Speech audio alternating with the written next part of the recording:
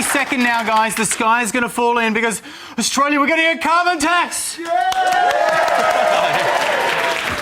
Pathetic. Only an ABC audience would clap a new tax. Yeah. We're to train them to do it. You've got to admire Julia Gillard, though. I mean, she has been very determined to get these laws through, and she's prevailed over weak, backflipping politicians, idiots who want more useless talk, and unprincipled liars who'll say anything to get elected.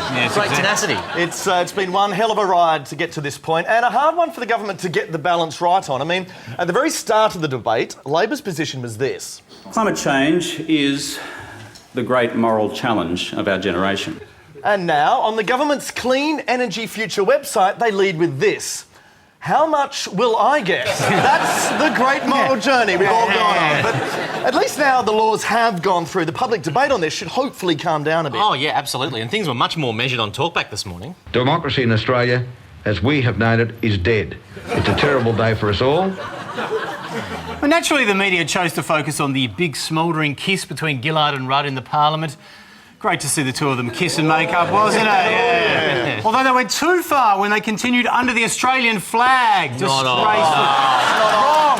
It's inappropriate. No, inappropriate. I'm just glad they're talking again because, of course, earlier in the week, the tension was palpable as Rudd and Gillard scrambled to be the best friend of the 14-year-old teenager who's been arrested for drugs in Bali. First, Rudd was on the case, then Gillard got on the phone, then Rudd had to go one better by going over to Bali and actually smoking a bong with the boy. It's unbelievable. I thought it was a lovely gesture, but, you know, it has been a tricky story for the media, this one, because obviously the boy's young, so because of his age, Channel 10 and Channel 7 and the ABC decided to protect his identity by obscuring his face. I think that's the right call. It was. And Channel 9, on the other hand, last week opted to reveal his identity, give his name and his face. Now, we obviously don't want to make the same mistake as them, so when we show you Nine's footage here, just note that we have altered his face so as not to prejudice the case.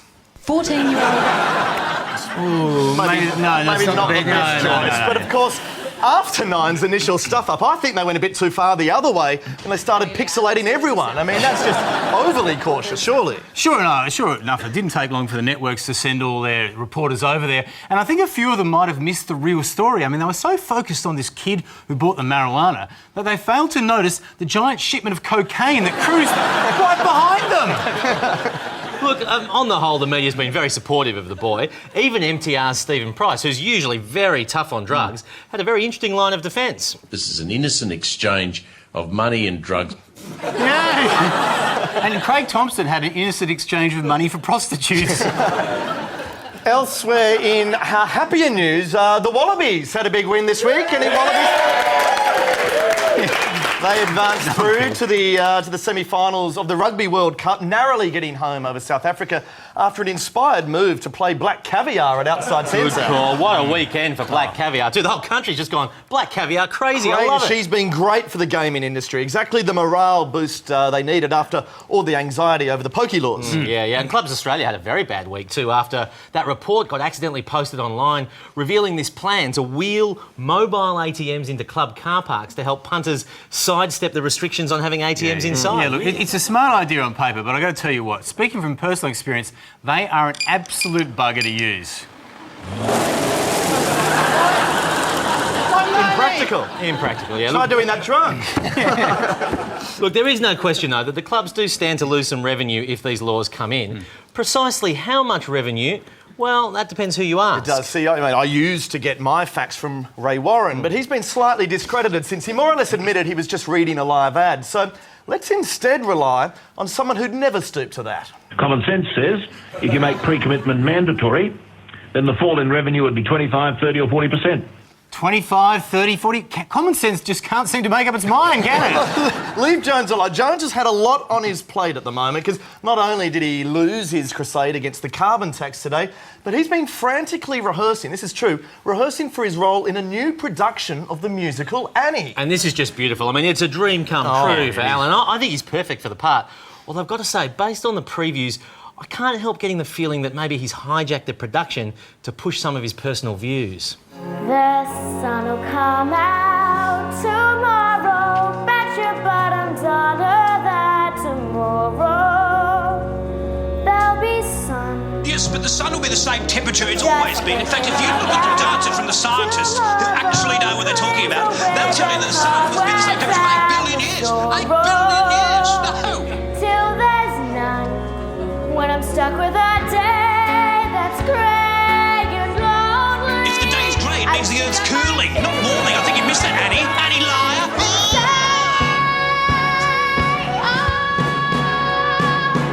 The sun will come out tomorrow, so you gotta hang on to tomorrow. Come what may. Just look at these figures, will you? Humans make up 0.0008% of carbon pollution. Now, it's ridiculous. It's ridiculous.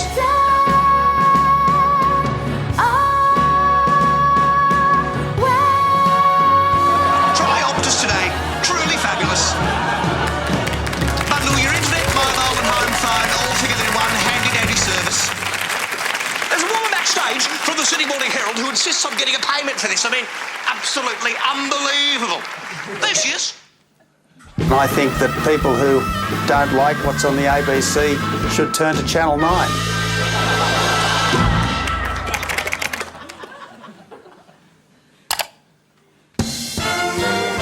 Scientists have long warned that climate change could lead to death and destruction. For some, the combination of rising water levels and global warming is almost too much to bear. Sneering critics like Andrew Bolt and Lord Monckton have tried to back away from the evidence, even though it's staring them in the face. They argue the world is still cooling and that the scientists are just scaremongering. In order to tackle the problem, the government negotiated a deal with the Greens to introduce a carbon tax and to explore alternative energies like wind power and solar power. But opponents of the tax accuse Gillard of being two-faced and dishonest, and Graham Richardson says they will lose the next election, leaving Gillard to defend herself against an angry mob of voters who think her deal with the Greens is certain to crush Labour.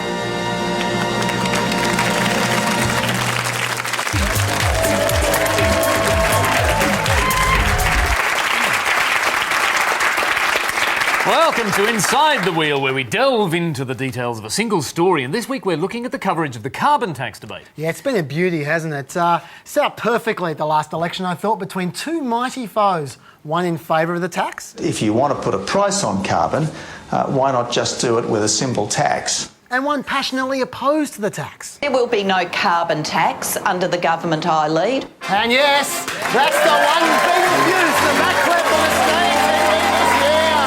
Thank you. But look, anyway, the truth is we know that the carbon tax debate has been woeful. I mean, it's been as bad as, say... One by one, they will be fired. Celebrity Apprentice. No, not that bad, but it looks still very bad. And the question is why? Well, first of all, let's look at what we've actually seen. And we've seen a lot of Tony Abbott with his long list of carbon tax victims. The carbon tax is going to hit the fish markets, retail butcheries, David Smash repairs, entry-level housing, the cattle industry, typical pharmacies, farming, this IGA, Bendigo, Unique Meats in Fishwick. It's true, and thanks to Tony Abbott's trip to Unique Meats in Fishwick, Julia Gillard's now less popular than, say, Celebrity Apprentice. No, not that unpopular, but very unpopular. And Labor types like Stephen Conroy have pinned it on the media, accusing News Limited of biased coverage. I think the Daily Telegraph is probably the worst of the examples at the moment. No. Conroy wasn't nearly as dismissive of News Limited as Karl Stefanovic was when he interviewed Abbott. I think Rupert runs a lot of newspapers. There's some very good newspapers. So do other people. Ouch! I think Karl is wrong. He's wrong. The Telegraph has been very insightful about the carbon tax. I mean, like when Julia Gillard, kept saying she was going to wear out her shoe leather. Remember that? The ever-vigilant Telly responded by calculating the carbon emissions of Gillard's shoes. And they worked out, seriously, that since Gillard's shoes were imported from China, they would have needed a jet plane that would emit more than a tonne of carbon. This is a brilliant pickup, isn't it? Yeah. Or it would be if it took an entire jet plane to carry a single pair of shoes. Well, Haven't you seen Gillard's shoes? They're massive. Oh, they are rather big, aren't they? Yeah. Meanwhile, in News Limited's quality broadsheet The Australian, they ran a tremendous front-page report on changing sea levels, featuring this eminent scientist and... Oh, sorry. Did I say eminent scientist? Sorry, I meant dude who swims.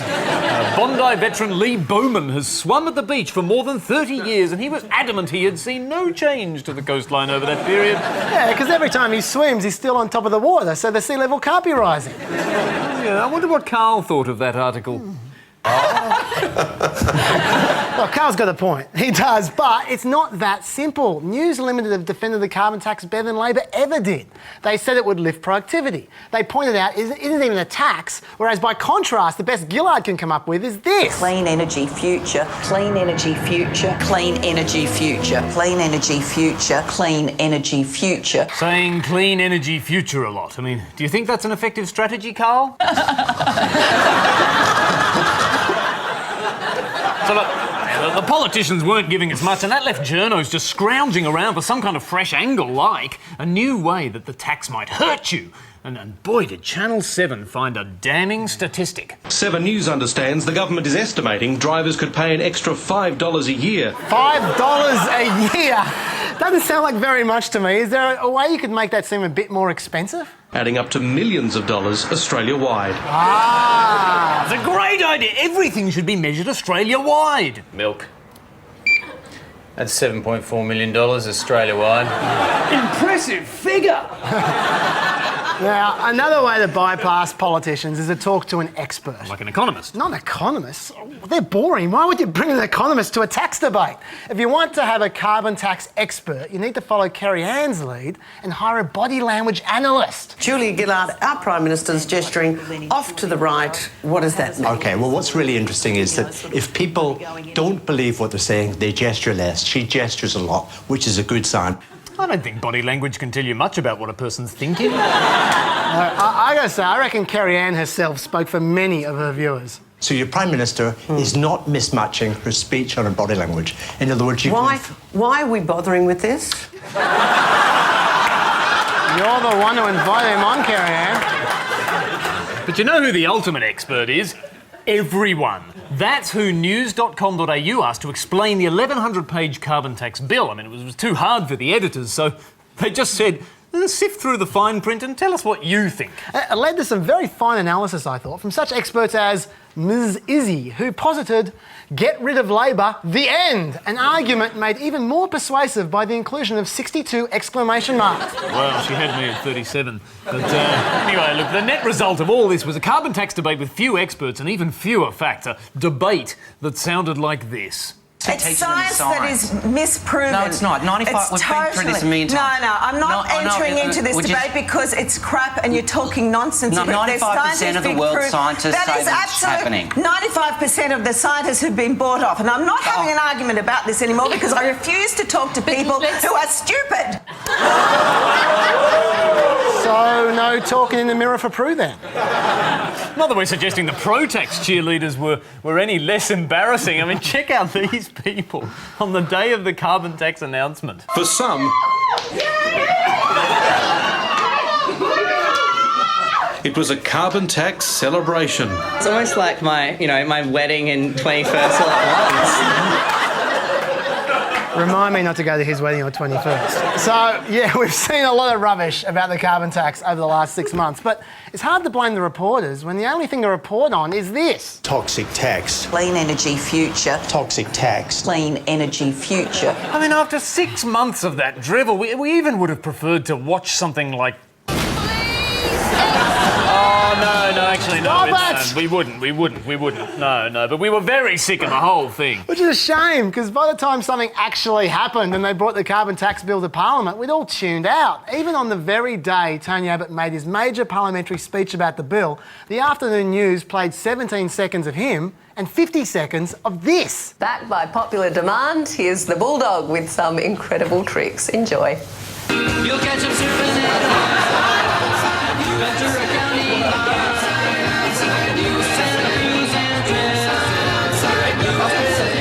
And that's too depressing for even Carl to laugh at.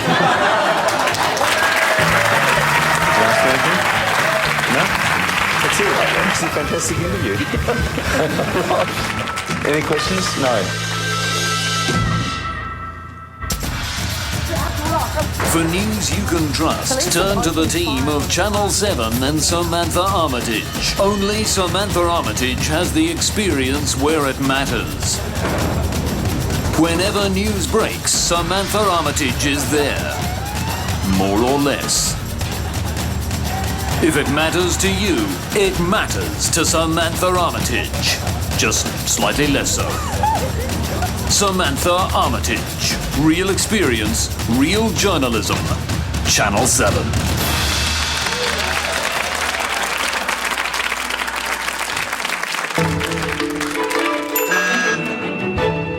As a newsreader, you'll often be presenting beside the sports desk, and when you hand over to them, you'll require the gentle art of banter. I'm Alfred Ken with sport. Good evening. Good evening, Pete. Not for this fellow, Pete. Banter's best when it's natural and doesn't get in the way. It can be good or bad.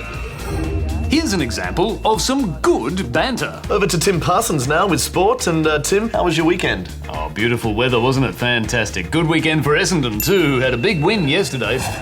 This banter, on the other hand, is bad. Sport now. And Tim, how was your weekend? Pardon?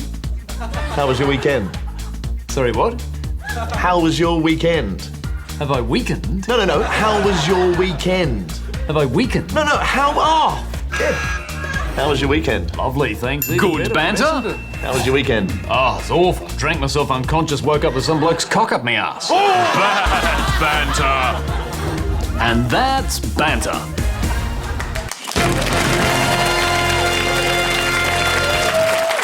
Welcome back to the Shambles, the awards that celebrate everything that's outstanding in the world of online news. Yes, before online news existed, we had no idea what sort of stories people actually like to read. But on the web, we can measure the most popular stories by the number of clicks they get. Yes, each day the news sites helpfully rank the stories in order of popularity. It makes for pretty interesting reading, which leads us to this week's category, the Shambles for the most baffling #1 news story of the year. And our first nomination goes to the readers of SMH, who on August the 3rd this year could have read the breaking news of the Maddie Pulver collar bomb drama. Or they could have read about the $30 billion wipeout of the Australian share market. But instead, the most popular story for most of that day was former Premier Christina Keneally's new haircut. The hair extensions that stopped the nation.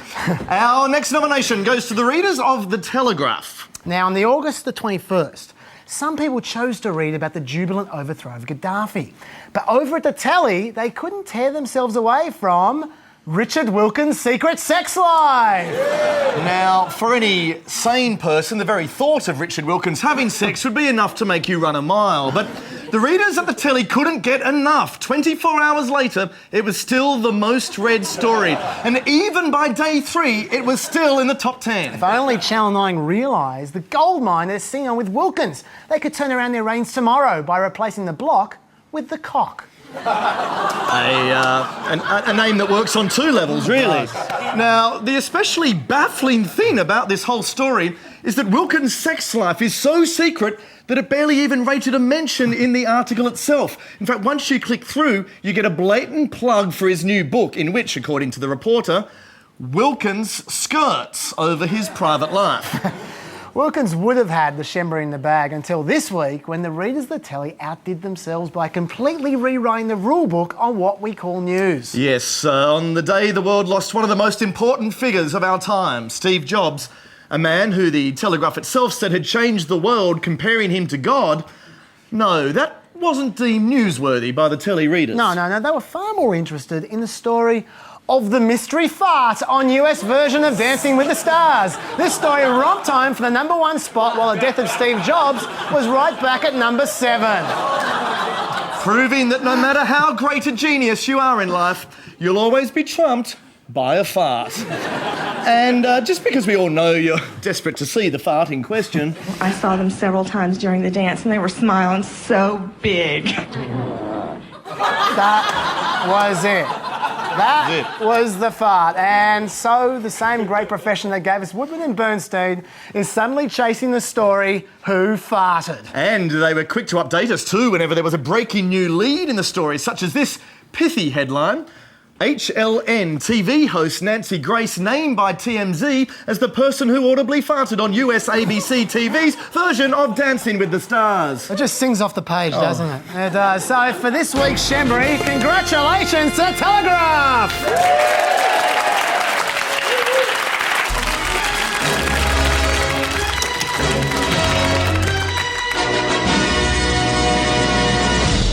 Mr. Murdoch, are you aware that your newspaper, The Australian, currently has a readership of just 4 people? Yes. Which means that even the staff who actually work for the paper can't bring themselves to read it. Please, I can address these in some detail. No, The Australian is your father's vanity project. I want him to answer. I mean, why would you hire a columnist as pompous and unreadable as Philip Adams? Because I was asked to. Who by? By Adams himself? Yes. And do you agree that Adams helped trigger the paper's decline with his self-absorbed waffle? Oh, he did indeed. And what about these rumours, Mr. Murdoch, that you don't think the paper is pro-Abbott enough? Is it true you've hired Tony Abbott himself to take over as editor? We've made no decision on that. There's no decision on that. If he does take over, can you at least promise that he won't ever make Bronwyn Bishop one of his page 3 girls? Absolutely.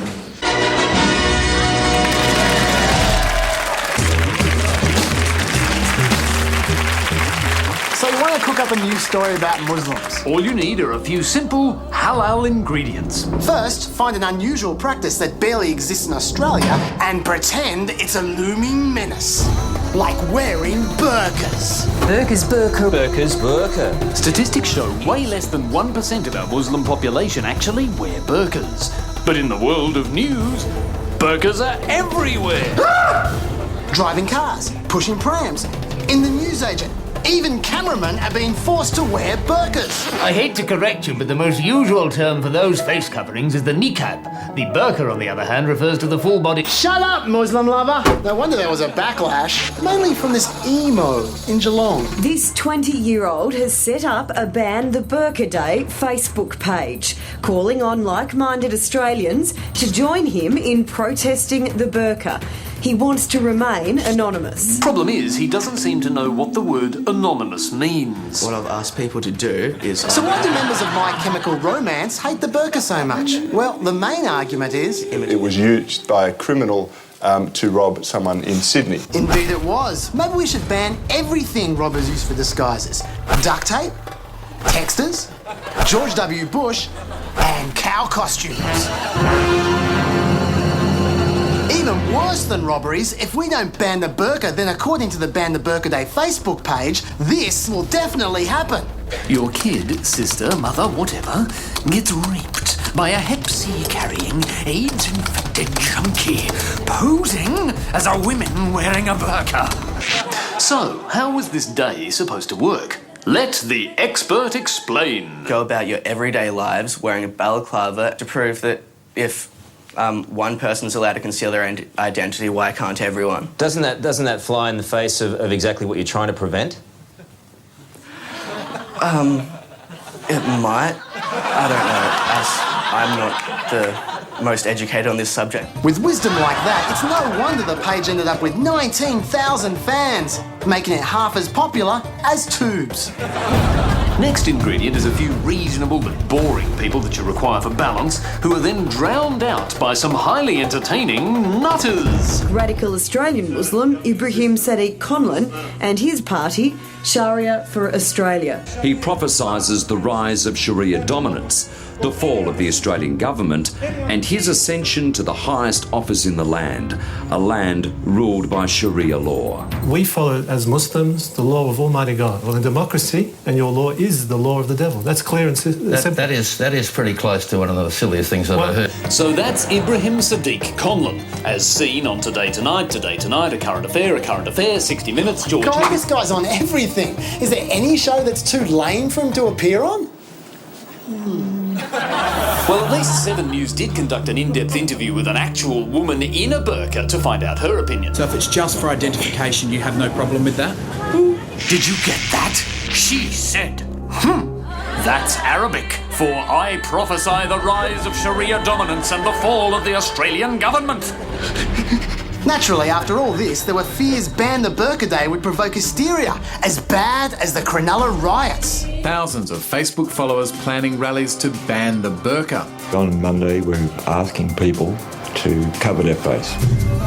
I feel much safer knowing that guy's protecting us. Right about now, you might be thinking to yourself, I don't actually remember Ban the Burqa Day. Wouldn't I remember a national day of Cronulla-style hysteria? Well, the reason it may have escaped your notice is that the news didn't report the rallies in the capital cities. But the news did manage to tell us how many proud Aussies attended the rally in the organisers' town of Geelong.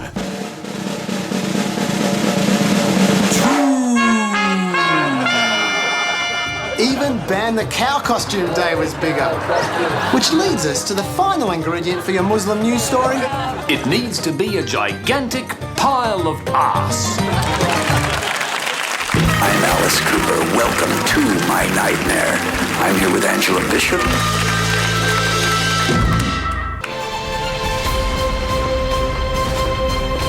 Good evening. Elsewhere in the news this week, the city of Dubai is planning to follow up its construction of hotel resorts shaped like a palm tree and a map of the world with a new resort in the shape of a royal sheikh pissing money up against a wall. Doctors in Germany have carried out what's believed to be the world's first ear transplant. Helmut Muller has been waiting for a compatible ear for nearly 8 years and couldn't believe his luck when an unlikely donor came forward. Doctors and patient alike say they couldn't be happier with the outcome. And could self-immolation lead to a longer, healthier life? No. And that's the news in brief for this week. There's a battle going on in our political reporting, and the stakes are getting higher. Tony Abbott is communicating to us with subtle visual messages. It'll bring down the shutters on the Australian steel industry. The carbon tax is going to shovel jobs offshore. But while Abbott is doing all the legwork, reporters are working hard on their own delivery, stealing Abbott's love of puns. Lifting the wool from people's eyes? Hold on to your hats. Tony Abbott's not just galloping ahead in the polls. Tony Abbott is fueling the anger. He's riding the government hard. And stepping up the pressure. That's not the only hammering Tony Abbott got from the government. Tony Abbott, though, is turning up the heat. The blades have come out. Well, I'm not laughing. How has it come to this? Do we really need such lame visual puns? Have we become such backwards, moronic, Neanderthal numbskulls? Hey, what are you doing, man? Mark Geyer, hey, didn't see there, mate. How you going? What's going on? Love the show. No other politicians in history have resorted to this kind of gimmickry. Was this how Winston Churchill uttered his famous wartime words? We shall fight on the beaches. Or for that matter, Martin Luther King. Tony Abbott has to be saved from himself. We will determine who comes to our country and the circumstances under which they come. No! So please, stop peddling this shit, Tony. Otherwise, I'm gonna cut you up. You stupid moron! Right, now you're pissing me off.